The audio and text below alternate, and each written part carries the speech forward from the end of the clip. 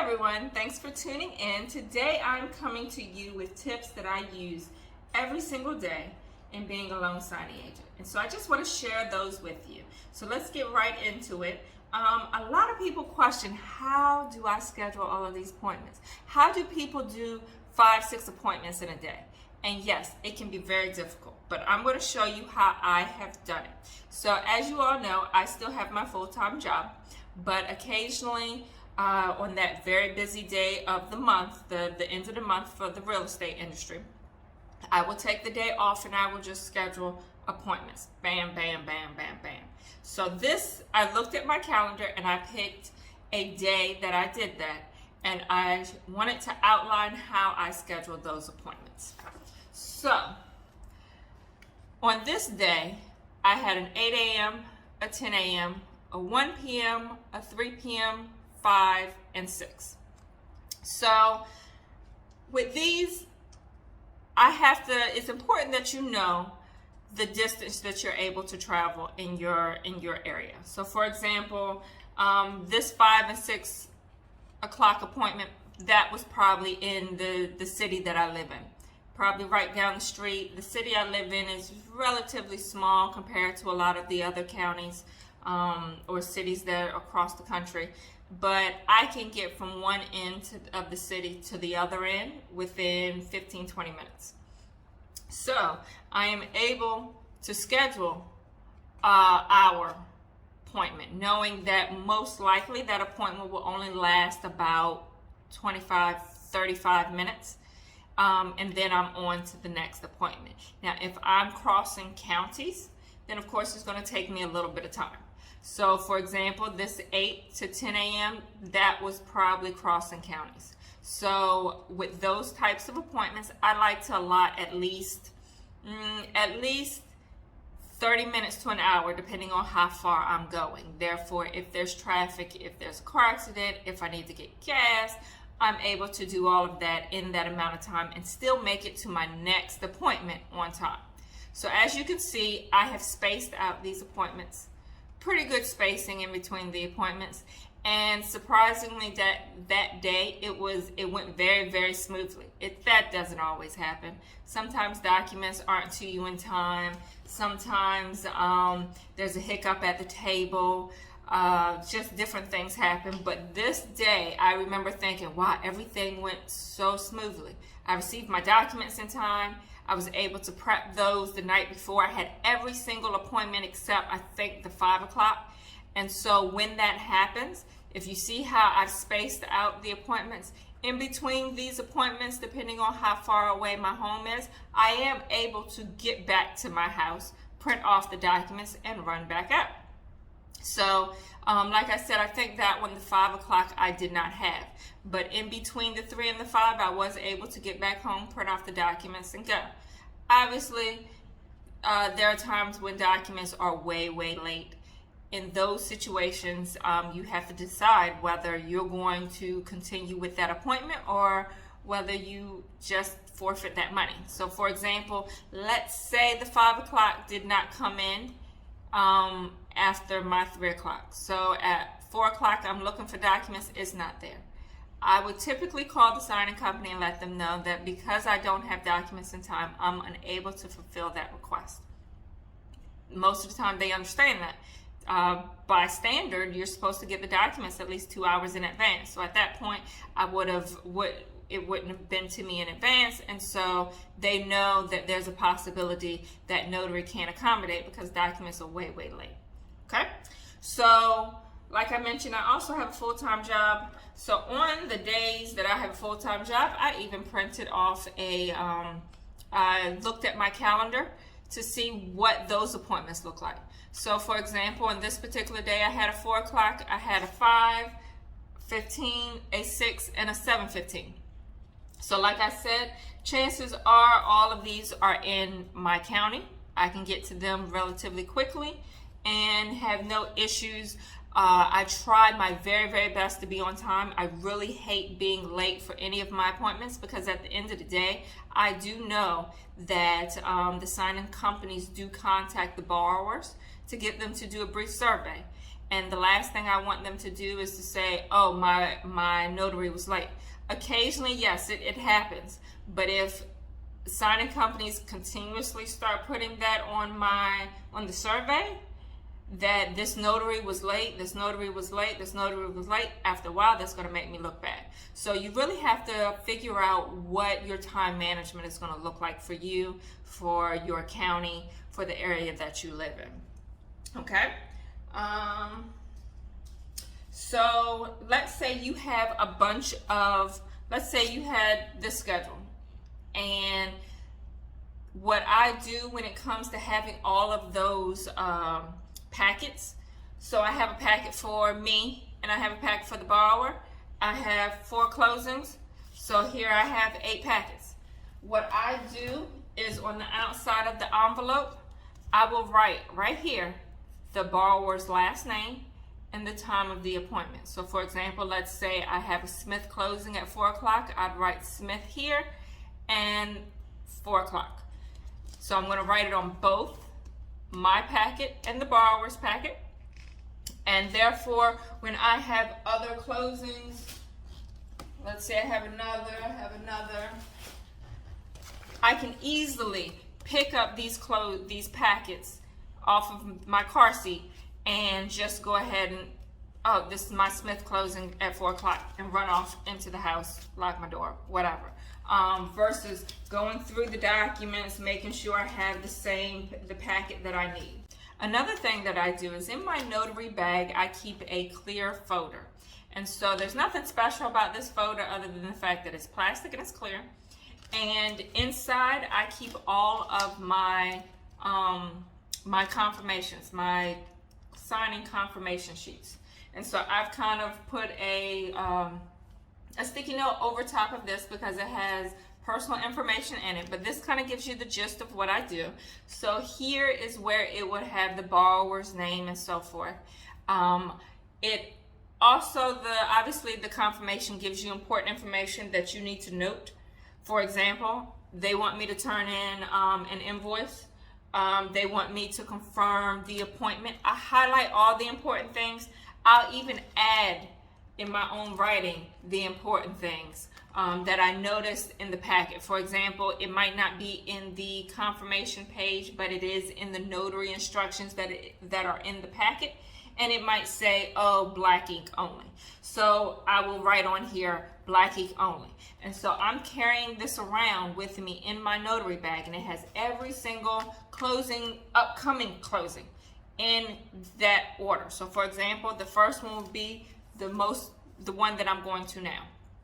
After that is going to be the second appointment. And then after that is going to be the next appointment, next week's appointment, what have you. And so I'm constantly keeping these updated, taking out the old ones, putting the new ones in. I'm adding all the important information.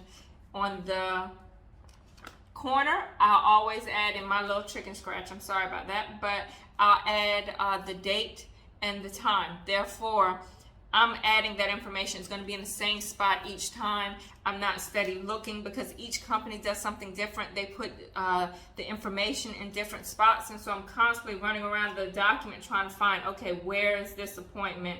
What time is it? And so forth. So in that case, for me, I just write it in the corner there. Therefore, I know exactly where to look. And so when I am punching things into my GPS, I'm using this. It's clear. And so I can just grab this, look on the outside, okay, I'm going to 123 Main Street. The other reason I do that is because oftentimes borrowers are calling me while I'm driving, and they're calling because I have called them, I left them a message, I was trying to call them to confirm the appointment. They're now calling me back. Instead of telling them, oh, I'm too busy right now, I'm driving, can I call you back? I am able to just grab this, pull out the sheet possibly while I'm driving. Obviously, if it's too busy, then I can't do it. But if I'm pulling out the sheet while I'm driving, and that way I'm able to go ahead and say, hey, okay, I just want to confirm the location. You're at 33 Main Street. Okay, we are confirmed for tomorrow at 5 o'clock. Things like that. So that makes it easier for me by having all of my confirmation sheets in here. The other thing is on the back, I have the right to rescission calendar. And so that is here because when I am at the closing, it is the notary's responsibility to ensure that the right to rescission date is correct. So when I'm at the closing, I can simply pull this up. It's really small, but it works. Pull this up, say, oh, okay, today the right to rescission date is March 6th. It's not on there correctly, so we need to go ahead and update it. So this is just something that I use that helps me just about every single day. All right. So, okay, now you have confirmed the appointments, you have your confirmation sheets, you're doing good, you arrived to the borrower's home. You want to try to sit at the head of the table. Not because you're boss, but hey, you're boss at the closing, okay? You want to sit at the head of the table simply because it makes the whole process go a little bit easier. So let's say you're at the head. I'm going to have two stacks. I have two stacks of documents here.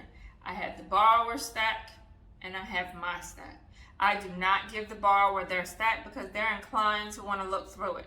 There's no need for you to look through it because I'm going to show you every single document anyway. So, hey, I'm going to hold on to the stack, to their stack until the very end. It's going to be here. Here are the documents that they're going to sign. If you are seated at the head of the table and there are two borrowers, you really want them to be one borrower over here and one borrower over here, and you're in the middle. Therefore, the pages can circulate in around the table, and that makes it really, really easier to handle the documents. But that doesn't always work out that way because sometimes borrowers want to sit next to each other, which makes it a little bit odd, but hey, we digress. We've suffered through. But I try it all as best as I can to sit at the head of the table and to have the two borrowers on opposite sides. It just works a little bit better. The other thing that I do,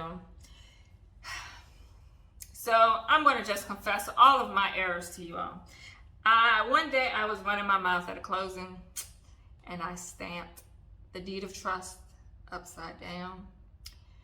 I did not notice. I went home, I scanned the documents. I went to UPS, dropped off the documents. This was on a Saturday afternoon. And then I got back home, looked over my documents and realized I stamped upside down. And I was like, oh my goodness. Oh my goodness. Like, how did I make that mistake? I was running my mouth. They were nice people. I was running my mouth. So all weekend long, I stressed. I even dreamt about it. I stressed. First thing Monday morning when UPS opened, I was there. Hey, did anyone pick up the packages from Saturday? Excuse me. And they said, no, they're still here. And I'm like, oh, thank you. Can I get my package back? And they gave me my package back.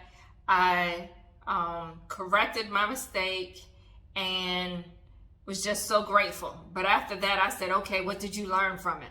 So now what I do on my stamp, and I'm going to show this to you, but I'm told we're not supposed to show our stamps. I don't know how true that is, but I put an arrow here. Therefore, when I place it on the table, that arrow is down and I won't make that mistake again. Therefore, when I pick it up, the arrow's down, pick it up, stamp, boom, make sure I place it same way. And in Maryland, we also have to include our title insurance producer's license information on there. I did the same exact thing with that. Put the arrow down, I stamp, and then make sure I place it back on the table just how I picked it up. I will not be making that mistake again. So I definitely learned my lesson from that. Won't be hopefully making that mistake again.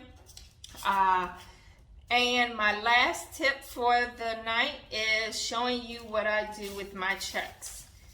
And so you're going to receive checks. You're going to receive cashier's checks, personal checks, voided checks. What you're going to do with those is you're going to get a bright pack of paper. You only need one ring. That's going to last you for a good while. Bright pack of paper. You're going to get one of these from FedEx. They're free. I advise everyone to create a FedEx account. That too is free. Therefore, you can have all of your shipping labels sent to your home. And that makes life so much easier. Therefore, you don't have to go to FedEx, ask them for 50 envelopes. This just makes it a little bit easier. So you're going to put that FedEx label there. You're going to put your check in here. And you're going to put this in the packet with the rest of the documents. That way, no one can misplace this check. It's not going to fall at the end of the envelope. It's not going to be accidentally thrown away. There's no way anybody's going to miss this bright pink piece of paper with a check on the inside. And the other idea is to kind of mark it on the back. You can just, put your logo, put your information, thanks for your business, whatever you like, but they're definitely going to notice you and notice how efficient you are. So if you liked any of the tips that I offered this evening, please check out my other videos. Please like and subscribe. Also share if you find that this video would be a benefit to someone else. I also have a really good video talking about how to gain control over your closing table. Please check it out. I will have that listed in the description below. Until next time, talk to you guys later. Bye.